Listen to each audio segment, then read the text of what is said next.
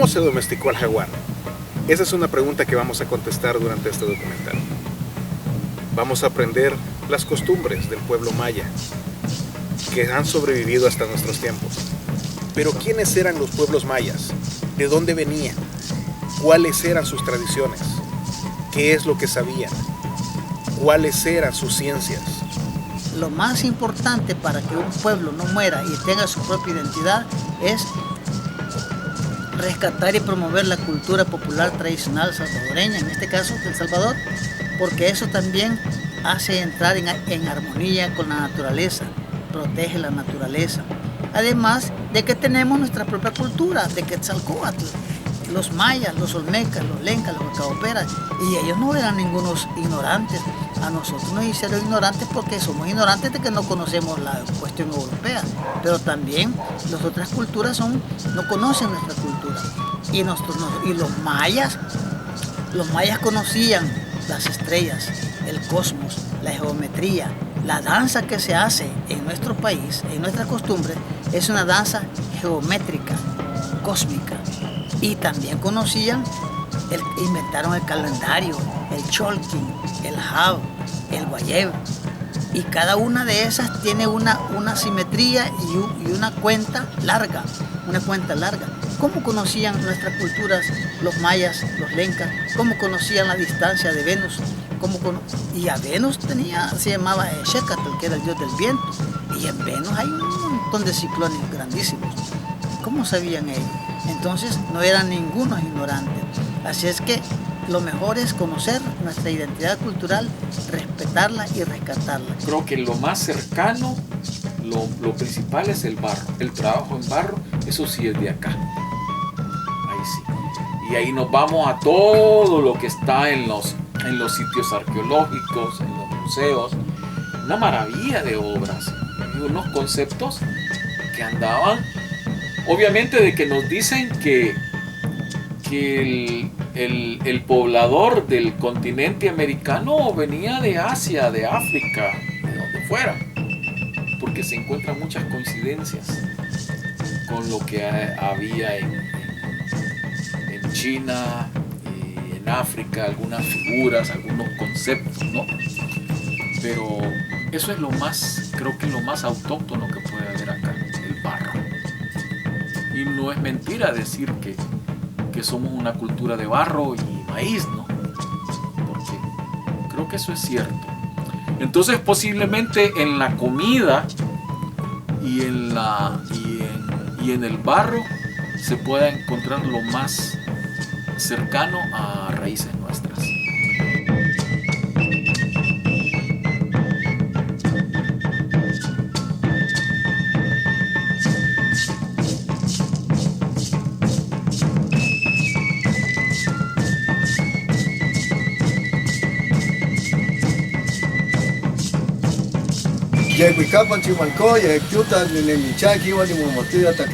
Bienvenidos a Panchimalco, buenas tardes, yo soy el Chac y estoy rescatando la lengua nativa del náhuatl.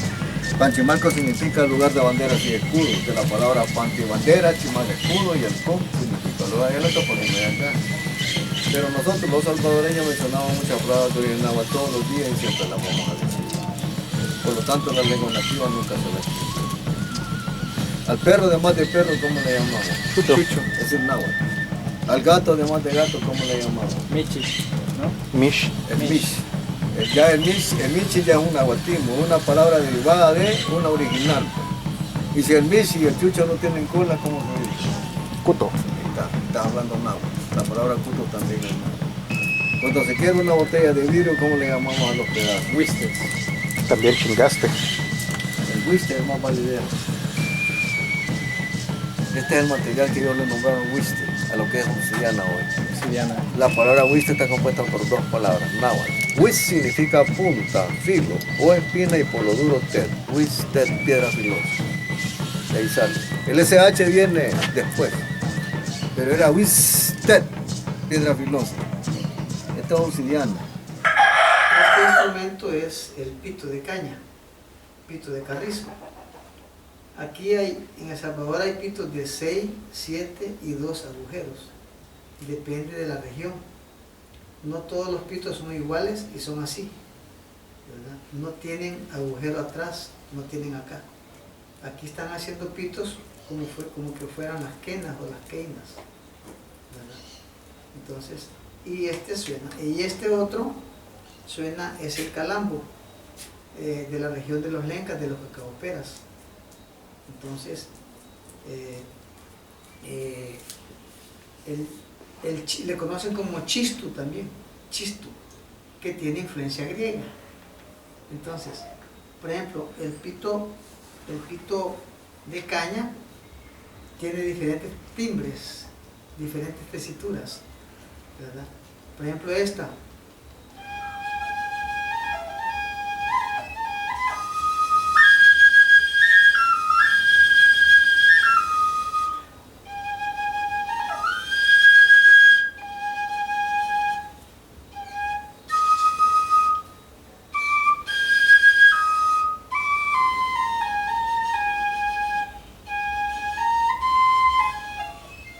Hay una danza, música, que se conoce como la siembra. Esto lleva, atrás de la melodía está el sentimiento y la verdadera identidad, pero hay que saberlo hacer. La melodía de la siembra es...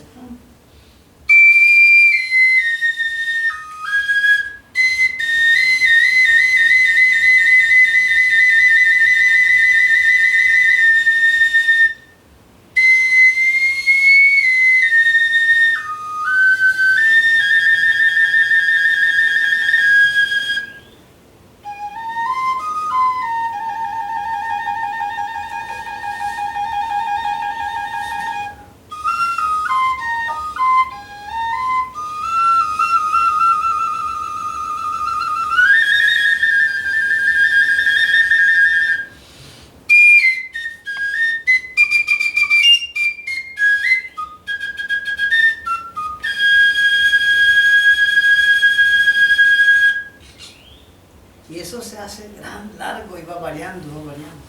Este otro es diferente. Este calambo con el atabalé. Entonces se hace para la danza de los negritos de cacaopera. Pero también se conoce como se baila con los vascos en Europa y con los indios farotos en Sudamérica. Ahora, este instrumento une esas culturas. Cómo llegaron a cada lugar es otra cosa, otro estudio.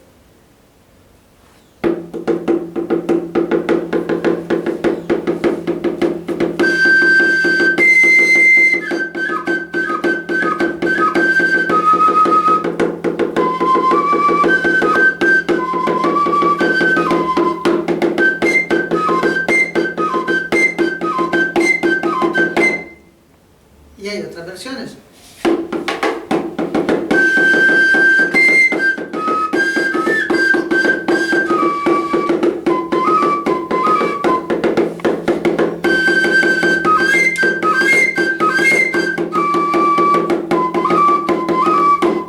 Y así, son fragmentos pero que duran horas en los pueblos. Ahora, con la danza se utiliza el ayacaxtle. Cada uno de estos instrumentos también tiene su propio significado mitológico y religioso. Y es una danza para el baile. Entonces las danzas nuestras son geométricas, la geometría cósmica. Entonces se desarrolla el baile de las plumas.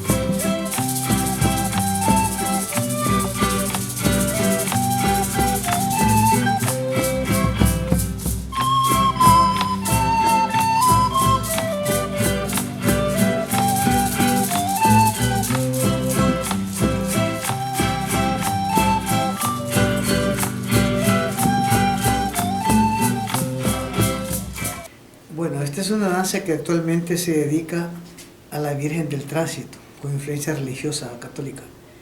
En todos los pueblos se bailan en honor a un santo patrón, las danzas. Es lo que usted me dijo de que cambiaron el pensamiento hacia los santos.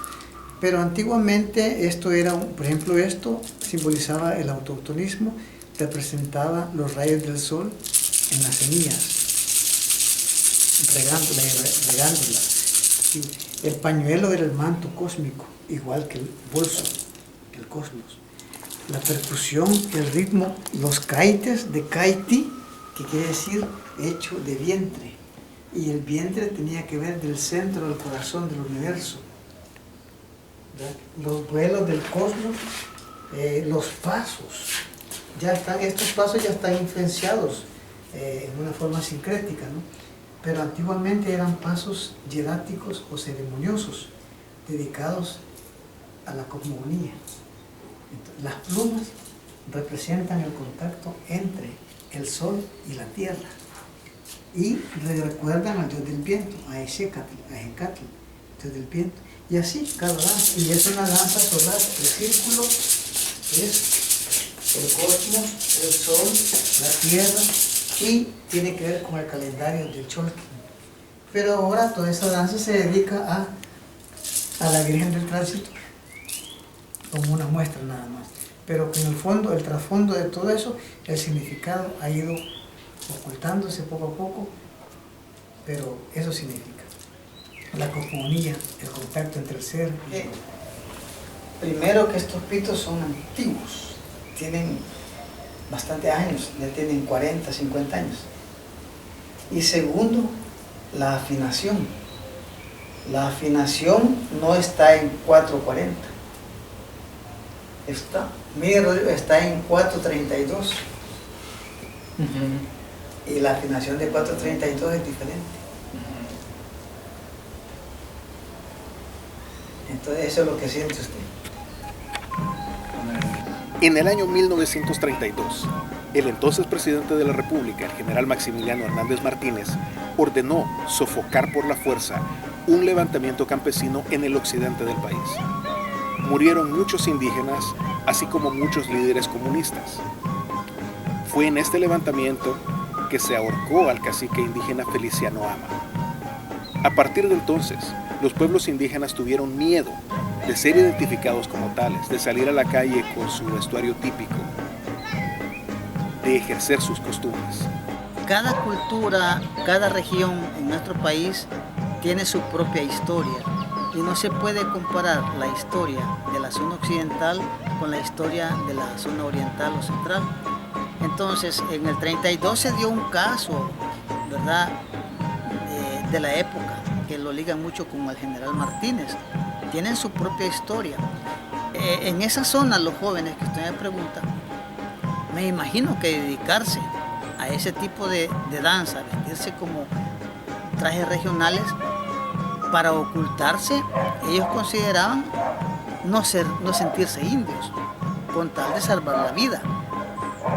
Ahí se perdieron muchísimas cosas, pues prácticamente marca un antes y un después, porque muchas veces muchas tradiciones ya no se celebraron por miedo a que le pasara a lo que le pasó a los indígenas en ese momento, ¿verdad?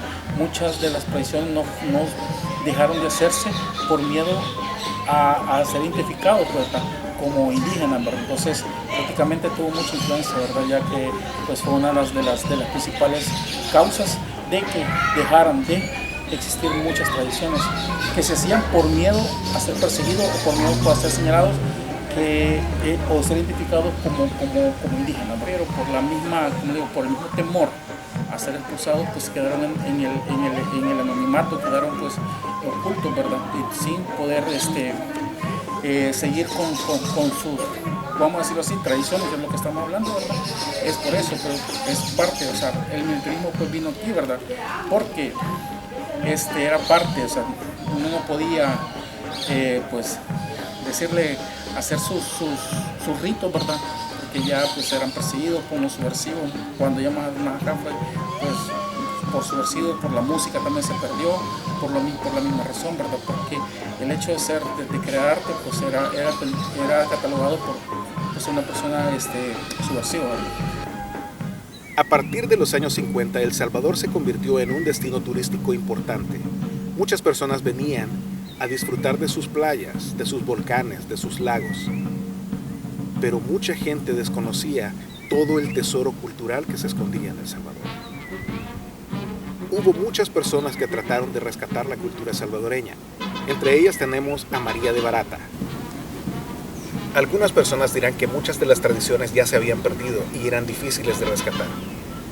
Sin embargo, María de Barata, a través de su tratado cultural llamado Cuscatlán Típico, visitó muchos pueblos y rescató muchas de las tradiciones que se creían perdidas. Rescató mucha de la música, de los bailes y de los vestuarios que se usaban en los pueblos. Ella era realmente una investigadora a la que no se ha valorado acá, ¿no?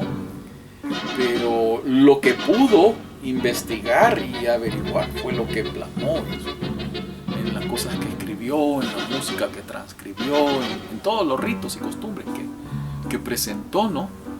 Pero yo no podría decir qué cantidad, así, digamos, rescató mucho porque hizo tal cosa, tal otra, pero sí, lo que pudo, lo hizo. Es un nombre muy importante, ¿no? en el rescate de nuestra cultura. El rescate que ella hizo es muy importante y para variar desconocido, ¿no? Por la gente, por los salvadoreños, ¿no? El barreño es una danza, se conoce como danza folclórica porque según María de Barata eran una música que se bailaba en pareja y que había nacido en algunos barrios de San Salvador y por eso se le llamó el barreño, que era una imitación a los bailes de la sociedad de en aquel día, de la época colonial, que se bailaban en esa época y por eso se conoce y por eso es una danza folclórica, porque es anónima, porque es nacida del pueblo. Entonces esa es una de las danzas que enseñaba Morena Celaría. Morena Celaría también hizo lo suyo. Trajo de México muchos pasos de baile que adaptó a los bailes populares tradicionales de El Salvador, muchos de los cuales sobreviven hasta hoy. Igualmente, Morena Celaría comenzó en los años 50, más o menos, que ya fundó su academia. Creo que eso fue en los 60 que fundó su escuela, ¿no? Y después la nacional, pero Moya se fue la becaron a México, creo que Francia, no estoy muy seguro, pero ya cuando se quedó, porque en México hizo bastante trabajo, creo que fundó un grupo, una escuela, y después se vino acá y su alumno era Vicente Aguiluz, ¿no? Y casi su pareja de baile, porque no había muchos, ¿no? En esa época había mucho prejuicio con los bailarines hombres, ¿no? Entonces Por cuestiones sexuales, me imagino. Obviamente, homofobia, ¿no? Que en ese tiempo ni se conocía el término homofobia, ¿no? Eso que es para nosotros, para los bichos, eran pipianes nada más. Sí. Y me acuerdo que íbamos en el instituto a ver, yo a Morena Celaría casi no la vi dirigiendo sus grupos en el instituto, en la escuela España, sino más bien a Vicente Aguiluz. Tenía 14 años cuando comencé, que ingresé al grupo de danza folclórica del Inframen. En ese entonces era a nivel como de tercer ciclo, yo tenía 14 años. Y mi maestro de danza folclórica fue Vicente Aguiluz Orellana, que era conocido como el Indio Cuscatlán. Y a través de él, como él seleccionó a 2 alumnos del grupo, Uno fue Raúl Castillo y el otro fui yo. A través de él fue que conocí a Morena Celarie, porque él quería que fuéramos al estudio. Fuimos al estudio de Morena Celarie, mi mamá me llevó, que en ese entonces quedaba en la Colonia Luz, y ahí fue donde conocí a Morena y ella me tomó en cuenta para una presentación de su grupo de danza que hicimos que preparamos cuando fue las 100 horas, que le llaman la Guerra de las 100 horas, que fue de El Salvador con Honduras en 1969. Así que preparó una danza que no recuerdo ahora el nombre, pero la presentamos en el programa de ese entonces, dirigido por William Maldonado, que se llamaba Acción Cívica Militar. Y nosotros íbamos por ver a las bichas bailar. Ese era el principal aliciente. Entonces ya cuando Morena Celarie murió, de todas maneras fue un gran impacto y la gente comenzó a hablar. Pero que mi papá contó algunas historias de ella en la casa.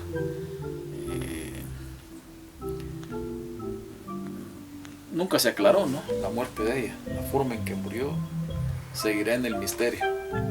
Lo único que sé es que yo iba por el centro, ella iba de compras, pero parecía nerviosa y solo me dijo adiós con la mano y ya no la volví a ver, y después vi las noticias en el periódico de que ella había fallecido.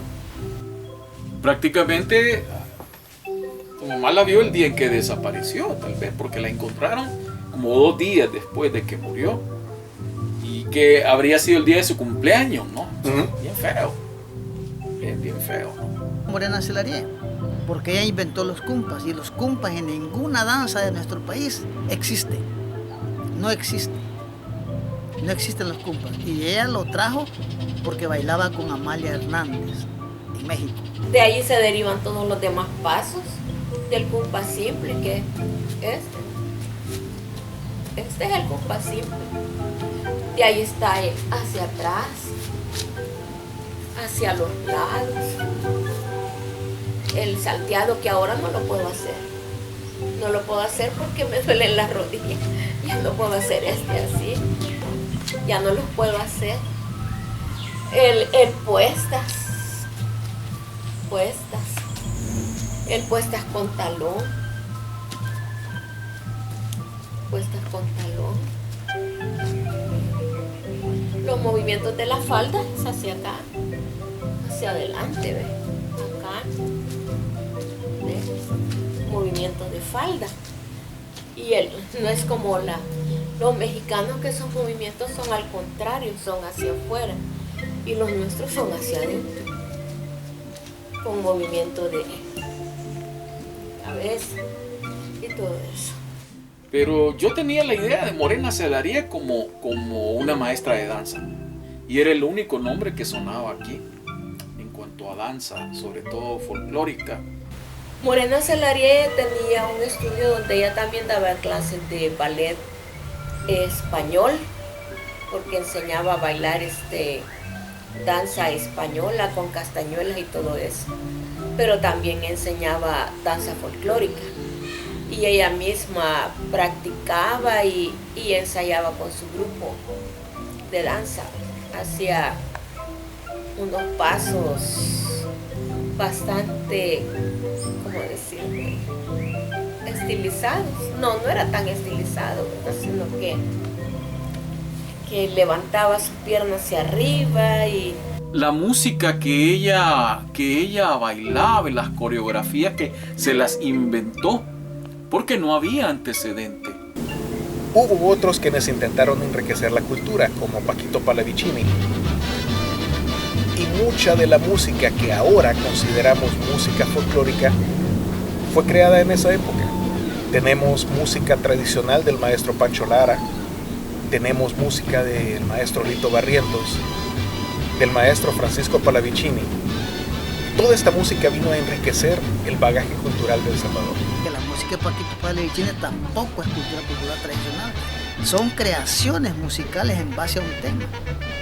Y le han metido a uno que ahora le están metiendo a uno que el himno nacional, que el carbón, y eso ya estamos, pero como el poder de la televisión, ¿verdad? Entonces, sin quitar el mérito de sí. Pancho Lara, que Pancho Lara, por lo menos a mi punto de vista, es un compositor costumbrista. Claro, sí, no, yo me refiero en el medio, en el ámbito, en la especialidad de lo que es cultura popular tradicional. Ahora, don Pancho Lara, una gran creatividad, pues, excelente música, bonita, si la música de él es linda, a mí me gusta, pero estamos hablando de que si tienen identidad y realidad cultural con sentido de pertenencia de una región. Pero si nos ponemos a estudiar a don Pancho Lara, empezamos a escarbar y vamos a encontrar otras cositas históricamente que nos desvirtúan, nos desvían de la realidad de lo que él era. El café políticamente era otra cosa, ¿entiendes? Por ahí, entonces era otro rollo. Entonces, y como el origen del carbonero, si realmente era de él. De hecho, hablar de una música regional es eso de la región, pero es surgida en el siglo XX. Y las cortadoras, el carbonero y todo eso, muy poco tienen que ver con lo que se hacía, lo que hacían, la música que hacían los pueblos, los lencas, los pipiles. Poco y nada tiene que ver. Es como una mixtura de cumbia colombiana con otros ritmos caribeños, ¿no? O algunos paseitos españoles, pero mucho realmente de acá no había, porque no existía antecedente, no quedó nada registrado, escrito, ni siquiera como tradición oral, ¿no? Entonces todas esas danzas de los cumpas, que son los moros y cristianos de España, que es lo que trajeron los españoles en la conquista, y aquí lo adaptaron más o menos con machete y toda la cosa, pero no es de acá. El torito pinto igual tiene origen español, y de España pasó a México, y de México se vino para acá. Posteriormente yo me preguntaba cuando miraba en los periódicos qué pasaba con la cultura nuestra, porque solo salía Panchimalco, salía ya Izalco y nada más en los periódicos. Me inquieté, bueno, yo soy de la Unión, ¿por qué no sacan nada de la Unión? Fue así que me inquieté en ir a investigar la zona de Oriente, y poco a poco agarraba en mi mochila, mi cámara, mi grabadora, de aquellas cámaras grandes, Pentax, y las grabadoras grandotas, así, con baterías, ¿sí? Y me iba, y un lápiz y un cuaderno, y me iba a investigar in situ al lugar. Así visitaba los pueblos, vivía con ellos en los pueblos, compartía con ellos la comida, y hasta bailaba con ellos, me vestía con las máscaras, y ya fui aprendiendo, a tal grado que con el tiempo eso se le consideraba como folclore o folclor. Después vi que cambiaba el folclor con C, después con K, pero me di cuenta de que el folclor también es una palabra anglosajona, que no es nuestra. Y vine y estudié eso, y por eso me dedico ahora, y yo he creado un concepto en castellano, por lo menos, para ponerle cultura popular tradicional, que se refiere a lo mismo, pero ya es más entendible. Y me refiero a la cultura popular tradicional salvadoreña, en donde he creado una definición específicamente. Y eso, la cultura popular tradicional salvadoreña son los conocimientos colectivos, ¿verdad?, generados por el pueblo para la misma colectividad. y que son transmitidos de generación en generación en función de satisfacer las necesidades espirituales y materiales del ser social. Esa es una definición que yo he creado y que prácticamente es vanguardista en El Salvador. Imagínense que es 1968 y estamos en el 2023 y todavía manejan el término de folclore y ya no debería existir eso. Yo tengo un amigo, Mauricio López, que es ingeniero agrónomo, nos conocimos en la U, en la facultad, y él con otros músicos, amigos suyos, se han dado a la investigación, no al rescate, porque me dice, no hay nada escrito, no hay testimonio. Pero él, como una labor personal, se dio en rescatar, en encontrar pitos, ocarinas, flautas de barro por todo el país, ¿no? Algunas las ha comprado, otras se las han regalado y ha formado una colección de esos pitos que incluso está registrada como patrimonio cultural nacional, ¿no? Pero como una excepción está en propiedad de él, aunque está registrado. Es una colección privada. En la década de los años 70 se vivía un periodo turbulento en El Salvador, un periodo de luchas sociales, y mucha gente veía a las expresiones indígenas como expresiones comunistas. Esto quiere decir que muchas personas que trabajaban en la danza y en la música se vieron perseguidos por el gobierno, siendo tomados por comunistas. Los esfuerzos comenzaron en los grupos de danza del Círculo Estudiantil y del Instituto Nacional General Francisco Menéndez. De estos grupos salieron muchas personas que enriquecieron la cultura popular tradicional salvadoreña, entre ellos Rolando Menéndez, el Cipitillo, Israel Bojorquez, Mancuini y muchos otros más. Todas estas personas aprendieron de la mano de profesionales como Morena Celarié y Vicente Aguiluz, el indio de Cuscatlán. Nos llegó la invitación para pertenecer al grupo de danza del Círculo Estudiantil, quien en ese entonces el maestro era Jorge Alberto Humansor y su esposa también Betty de Humansor.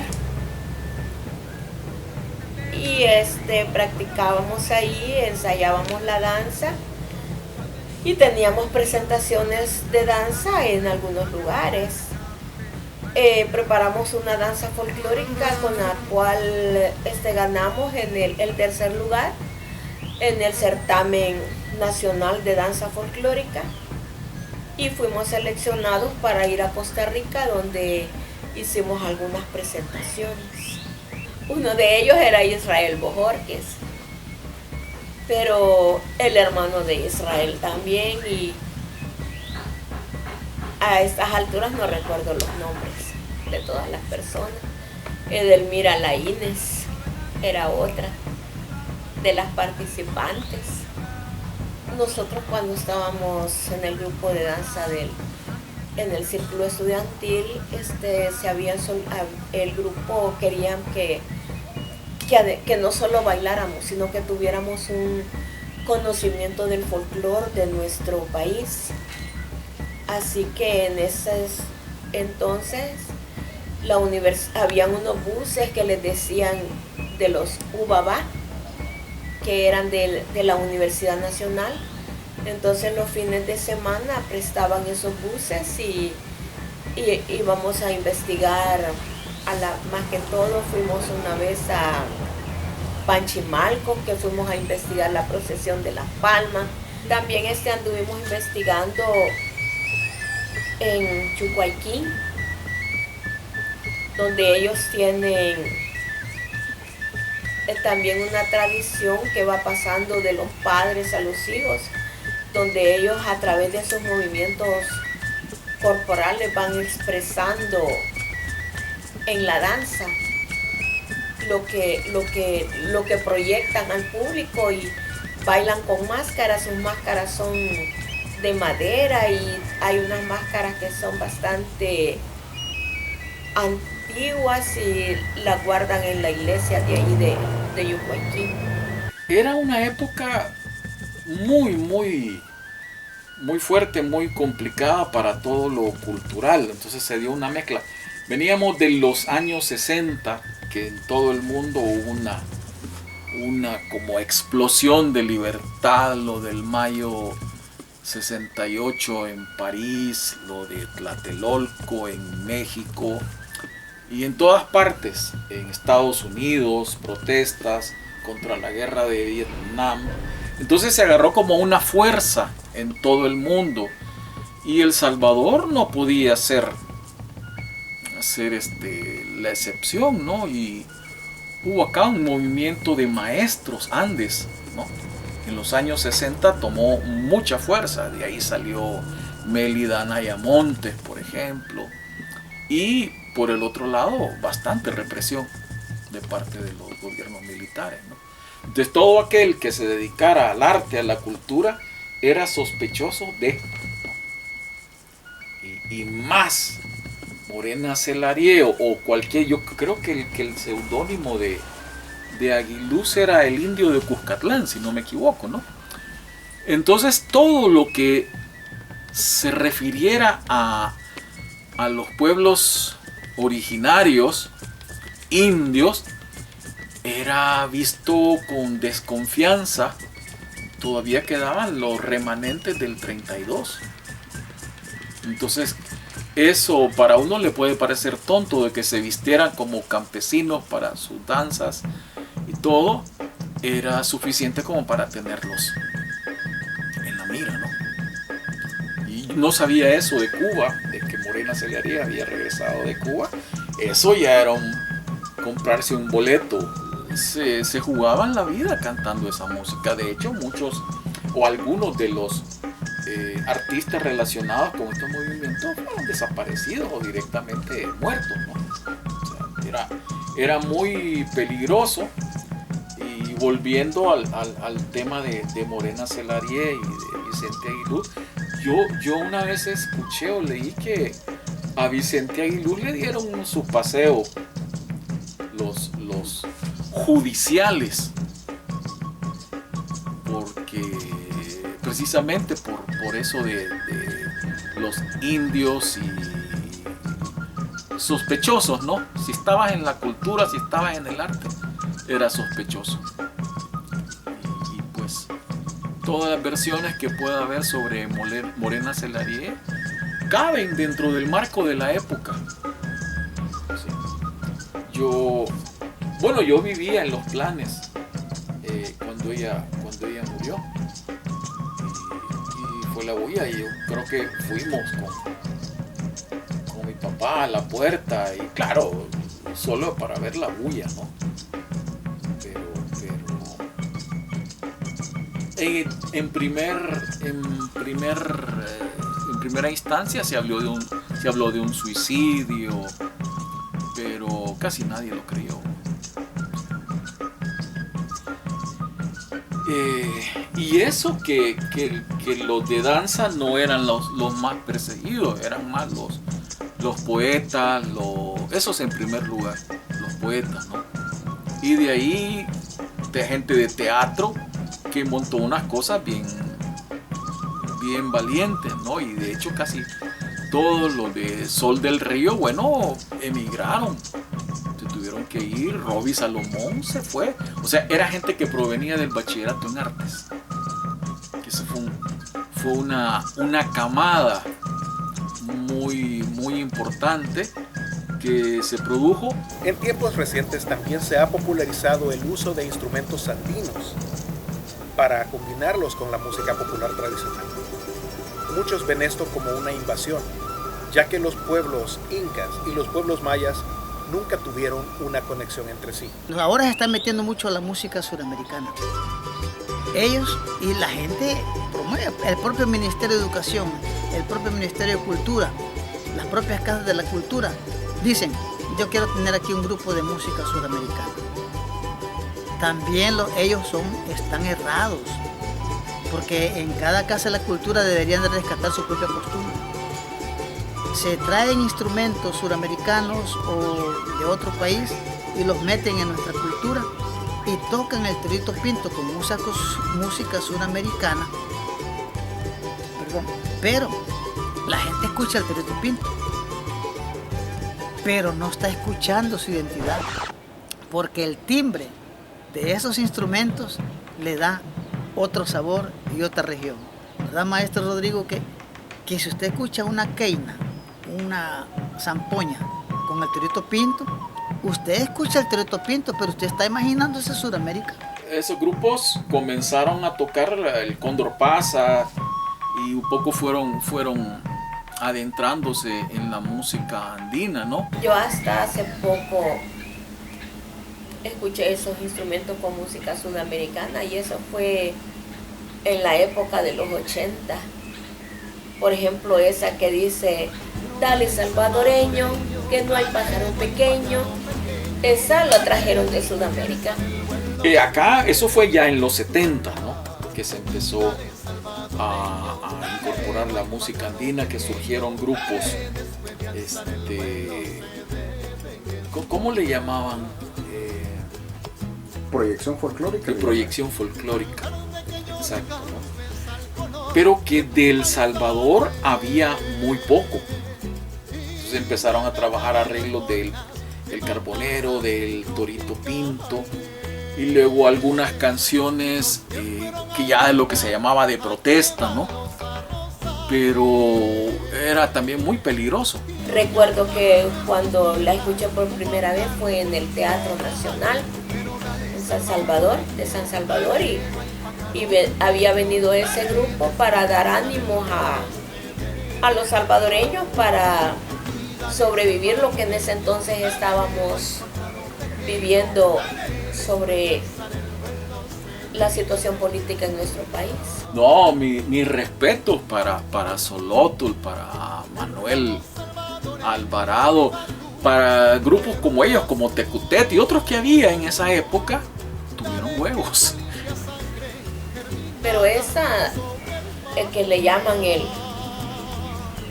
sombrero azul, no es folclore nuestro. Eso fue creado en Sudamérica. Fue Ali Primera, que era uno de los miembros de Guaraguao, quien hizo esa canción para El Salvador durante la guerra, ¿no? En los años 80. Pero igual, yo creo que Guaraguao ya tenía varios años de estar en actividad en Venezuela, ¿no? No conozco mucho la historia de ellos, pero sí que fue Ali Primera, no fue Guaraguao quien compuso esa canción. Y eso también les dio pues material y los grupos de acá de proyección folclórica, eso les dio mucho impulso, ¿no? Después, no sé en qué año, fue que Salsa Clave creo que grabó una versión light, ¿no? Ya pasada en limpio, ¿no? Pero que sirvió como para que mucha gente supiera que existía esa canción, ¿no? Y si les interesó o supieron la historia, buscaron la versión original, ¿no? Aquí la misma televisión educativa, en una forma irresponsable, ponen a un señor tocando, haciendo petate o haciendo con el Cóndor Pasa. Imagínense qué destrucción. Entonces hacen creer a la gente que están... El Cóndor Pasa ni siquiera es suramericano tampoco. Pues sí, están haciéndole creer a la gente que están levantando la cultura nuestra, pero en el fondo subliminalmente la están lavando con otra música. En realidad había un grupo que se llamaba, hay dos nombres, los Incas y Urubamba. Esos dos nombres tenía ese grupo que era liderado por gente de Perú y de Argentina.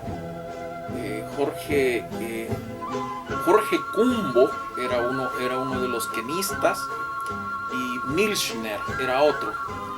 Entonces ellos en París, pero allá en la mediados de los 60, conocieron a Paul Simon y él escuchó esa pieza instrumental que tenía algunos algunos textos, nada más, no estoy seguro si en idioma original o le habían puesto en castellano, ¿no? Pero él pidió que le contaran la historia de qué se trataba y le hizo la letra en español. Por ahí, lástima, ese disco me lo robaron. Era un concierto de Paul Simon en los 70 y que él invitó a ese grupo, Urubamba, y los presentó y cantó El Cóndor Pasa y otras clásicas de él. Por eso es importante rescatar lo nuestro, ser nosotros mismos y mantenernos, pues. Yo tengo de mantenerme en esto. Bueno, ya le conté desde cuando comencé. Toda la vida. Sí, toda la vida. Y poco a poco he ido creciendo y nunca me han pagado por esto. Y si me han dado ha sido algo.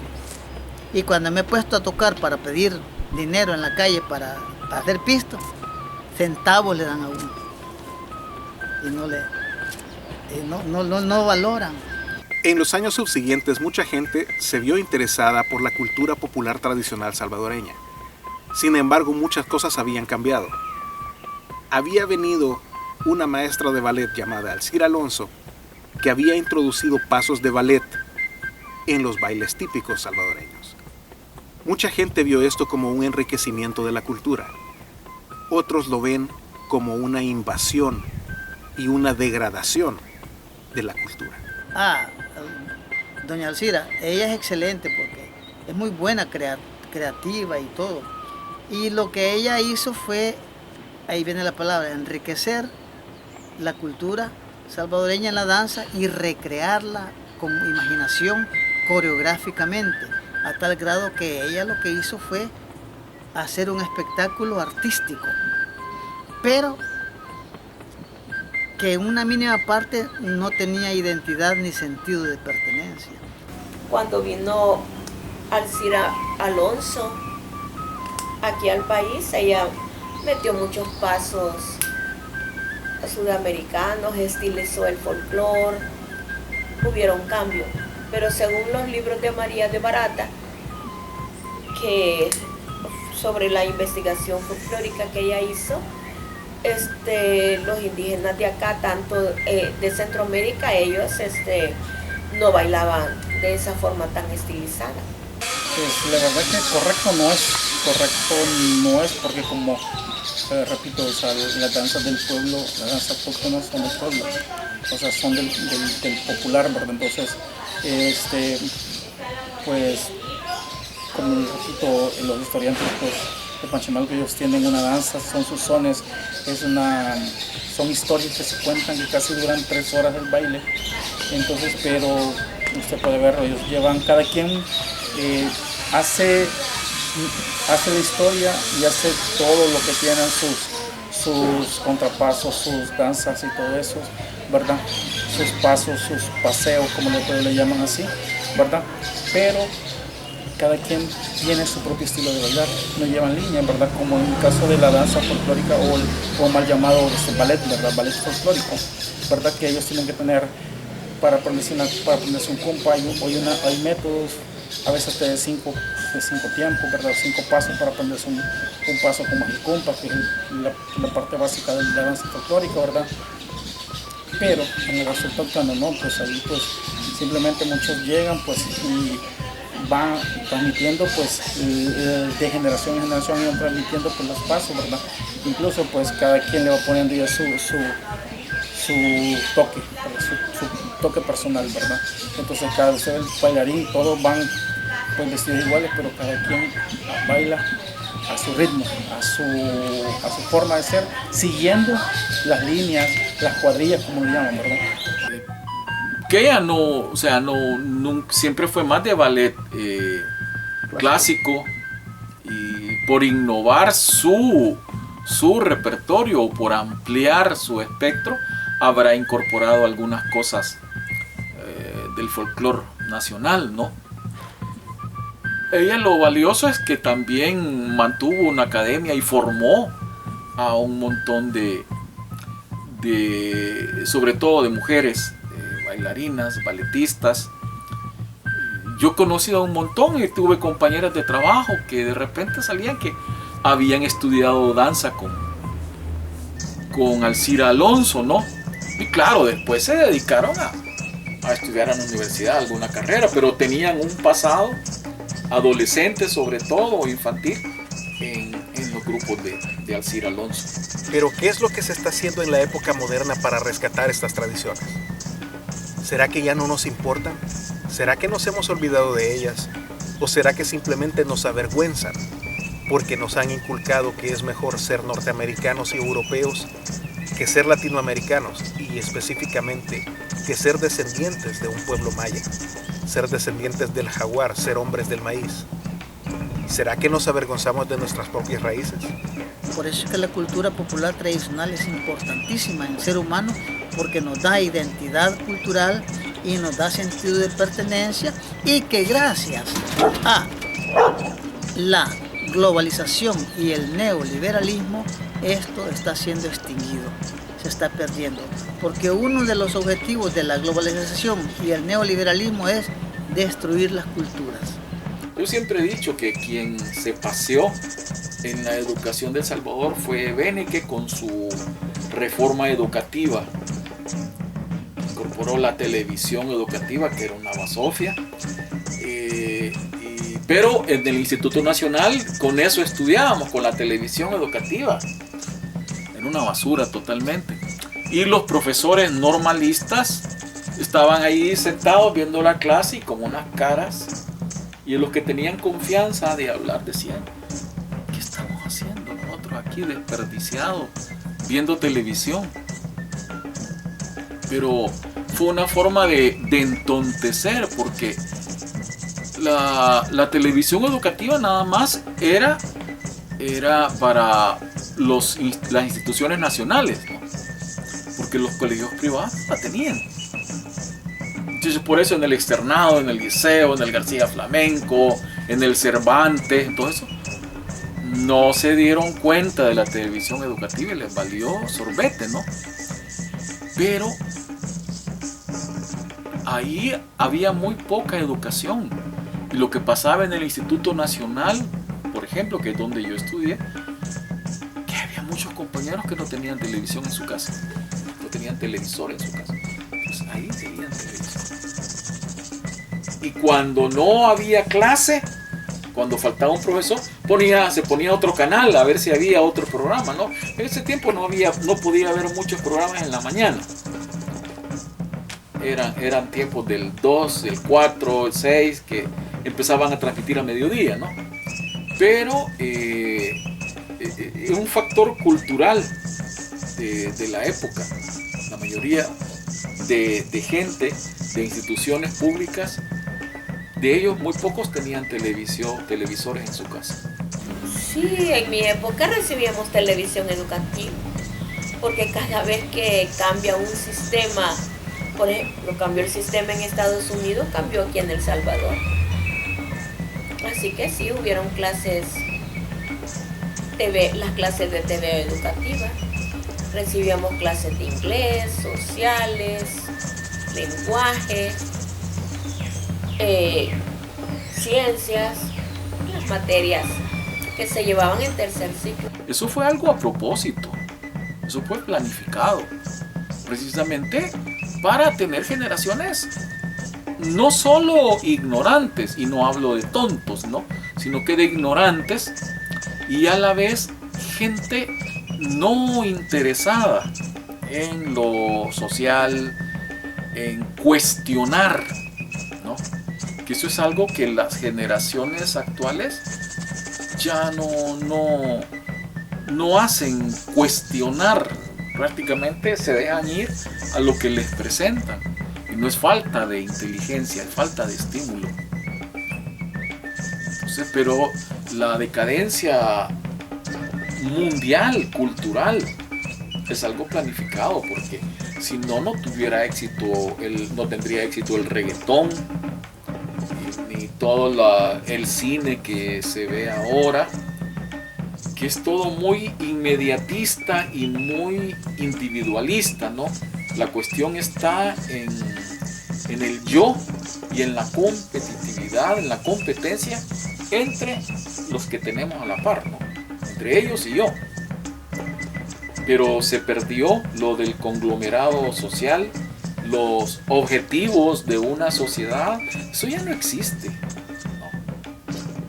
Y quiérase que no, aún con todo lo cuestionable, y son toneladas de cuestionamientos que le cabrán al socialismo, al comunismo, era, digamos, una alternativa como para pensar, cuestionar. Claro, después uno se daba cuenta, no es como está escrito, al final de cuentas, llevado a la práctica, no fue la gran cosa, ¿no? Pero había por lo menos un incentivo intelectual que se perdió. No importa quién esté, nadie lucha por el pueblo. Cada quien lucha por su propio interés. Como esa obra de Mariano Azuela, de los de abajo, que al final dice, porque los de abajo siempre serán los de abajo. Entonces, no importa quién esté, el pueblo siempre está ahí, siempre va a sufrir, siempre, porque no se beneficia mucho. Lo que sí se rescata de Walter Benecke, de su reforma educativa, fue la creación del bachillerato en artes. Pero eso fue una isla que poco tiempo después la eliminaron, porque todos, así digamos en la calificación de la época, eran comunistas revoltosos, ¿no? Entonces eran peligrosos. Entonces, muchos de ellos murieron, desaparecieron o mejor emigraron, esos estudiantes, y volvieron al país después de la firma de los acuerdos de paz. Los que regresaron, otros se quedaron afuera. En Francia, sobre todo en Europa, ¿no? México ofrecía una alternativa, ¿no? Pero no era tan libre México, aunque menos jodido que El Salvador. Pero la mayoría de ellos se fueron a vivir a Europa y ahí hicieron una vida en un ambiente en donde podían desarrollarse, ¿no? Muy pocos regresaron al país. Entonces, eso sí se perdió porque lo cortaron de tajo.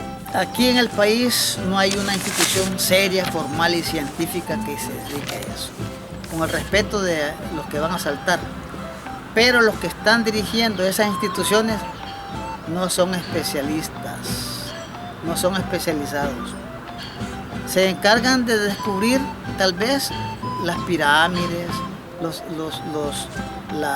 ¿cómo se llama? Los vestigios arqueológicos, que todavía dicen ruinas, y no debería llamarse ruinas, se debería llamar vestigios arqueológicos. Pero hasta ahí, yo he platicado con muchos arqueólogos y muchas otras personas que se dedican, etnólogos, etnomusicólogos, organólogos, y no conocen. No lo digo subestimando, sino que son académicos que han egresado de universidades, pero que nunca han estado en el propio in situ, en el propio lugar. Entonces, no lo digo para entrar en discusión y en pleito, y quizás me van a caer rayos y centellas, pero hay que decirlo. Aquí debería existir una institución formal, científica, que se encargue de estudiar el aspecto organológico, musicológico, etnomusicológico, antropológico, ligado específicamente de la cultura popular tradicional salvadoreña. Eso de educar a un pueblo lleva por lo menos 100 años, ¿no? Y esa visión jamás ha existido acá, ni existirá, porque todo es cortoplacista, ¿no? Eso creo que nunca lo veremos. Ustedes tal vez, yo no. Actualmente los jóvenes están bien renuentes a la música folclórica. A ellos les atrae más la danza moderna y el folclore. Son pocos los jóvenes que lo practican. Ya todo eso parece que se está perdiendo. Los jóvenes a veces se motivan a participar, pero ya cuando son las fechas patria, pues, en el mes de septiembre. Pero no es un ensayo preparado a conciencia, porque en las escuelas no dedican mucho tiempo para la preparación de bailes folclóricos. A veces quieren que en 2-3 días se arme una coreografía, se haga una presentación, que los alumnos no pierdan mucho tiempo de clases ensayando esos bailes folclóricos. Y algunas veces los jóvenes por sí solos buscan en el internet y ven cómo hacer el baile para salir del compromiso del mes de septiembre, y de ahí se olvida, y hoy en día no hay formados en las instituciones grupos de danza folclórica. Parece ser que todo eso se está perdiendo. Los jóvenes, cuando ven nuestras danzas, no pueden decir nada, solo la ven y le toman fotos, pero tampoco la rechazan porque no se les ha enseñado. Entonces es de incorporarla a la educación, porque la única forma para desvirtuar los efectos negativos de la globalización y neoliberalismo y lograr una identidad cultural es incorporando la cultura nuestra en la educación. Como maestra le enseñaba a mis alumnos algunos bailes folclóricos, donde por eso les decía de que no se podía dedicar mucho tiempo. Muchas veces quise formar un grupo de danza de la escuela, pero los alumnos eran pocos y no hubo mucho apoyo también de parte de la dirección como para formar un grupo de danza. Es duro decirlo porque a veces uno hiere sentimientos. Yo tengo muchos estudiantes, ya maestros profesionales, que están tocando música suramericana, y por amor a ellos y por sentimiento a veces no les digo, porque se van a sentir mal. Al principio los alumnos se inscribían, pero no les gustaba mucho. Ellos querían más practicar danza moderna o cualquier otro deporte que la danza folclórica. Entonces nunca se pudo hacer, nunca pude formar un grupo que realmente que perseverara dentro de la escuela. Uno lo hace para crear conciencia a la humanidad de que respetando la cultura de un pueblo, la cultura popular tradicional de un pueblo, se respeta el cosmos, se respeta la tierra, se respetan los animales, las plantas, porque la cultura popular tradicional es el sello de un pueblo. Y un pueblo que no conoce su cultura es un pueblo muerto. Un pueblo que no respeta sus mitos y leyendas es un pueblo muerto. Por eso es importante la música, los pitos de barro, las danzas, los bailes, cada una de esas. Ahí está escrito en el cuerpo del vestuario, está escrito lo que significa eso, pero nosotros no lo conocemos. En los pasos, ahí está escrito lo que quieren decirnos, pero nosotros no lo conocemos. ¿Por qué? Porque estamos siendo destruidos culturalmente. Dice Acabuche, Carecuche. ¿Será que realmente se domesticó el jaguar? Con todo lo que usted ha escuchado, saque sus propias conclusiones. Agradecemos a la dirección del Sitio Arqueológico San Andrés por habernos permitido grabar en este lugar. Y desde este hermoso lugar nos despedimos. Muchas gracias por habernos acompañado.